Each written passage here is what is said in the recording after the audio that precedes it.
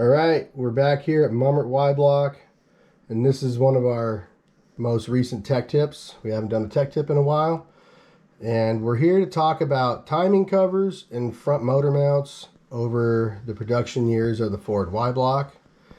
So we're going to start with the passenger car on the right here.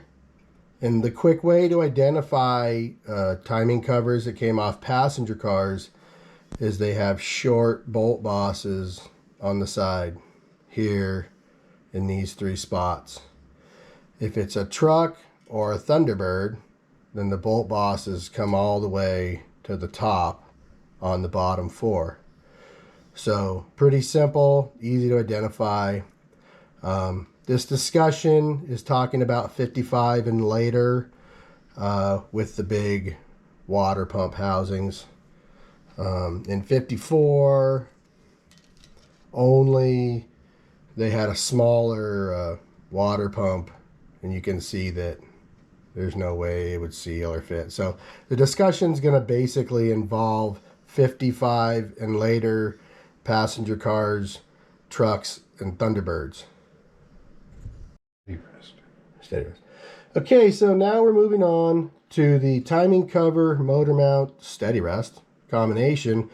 This is a passenger car, 55 to 62, short bosses.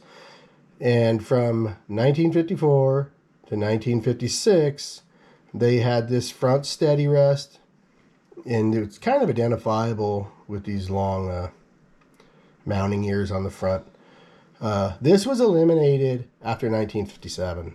The passenger cars did not use this for the last 5 years. Some people eliminate this even from the years that they came on.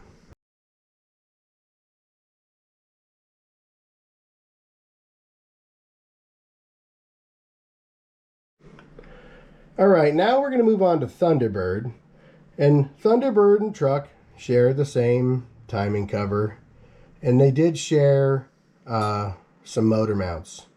So basically, the Thunderbird takes the truck style cover with the bosses all the way at the top, and then they used this mount here, and this was an early truck mount, and you can tell the early mount because these impressions are close together.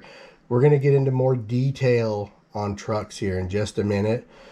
Now, as far as we know, these two motor mounts for 54 to 55 truck and 54 to 56 truck worked for the Tri-5 Thunderbirds. Okay, you can see the impressions are a little bit different in width. There's a harmonic balancer thing that pertains to trucks, and we'll get into that. But this is T-Bird stuff here, so as far as which one of these is theoretically correct, I don't know if they use this in 57 or not, but they should both work. They should both hook up. And the Thunderbirds took the truck style timing cover and the early style truck mounts. All right, so now we're talking trucks. So we got our truck timing cover. And just like we said earlier in the Thunderbird talk, the early truck mount had narrow impressions or stamping bosses in the early mount. And that's because they used a solid damper. The damper stood out away from this plate a little farther, and it was smaller diameter. So we're going to bring in the later unit. These impressions are wider, and then as you can see, bring that in closer.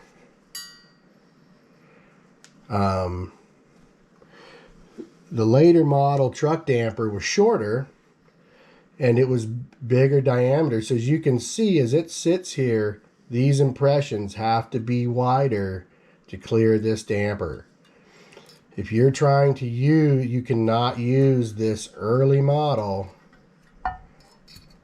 front motor mount with the standard rubber mounted late model damper. This is where people run into problems, and they have interference issues right at the peaks of this narrow stamping.